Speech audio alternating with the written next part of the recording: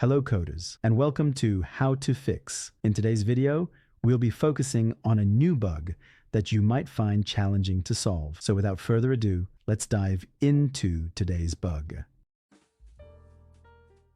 Let's start by executing code 1 to stimulate the error and watch the result. Here's the explanation and the solution to the problem. Please pause the video to absorb the explanation.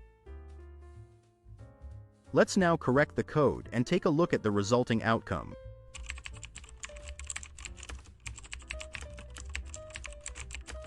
And there you have it. The code executes flawlessly and our output matches our expectations. No more error.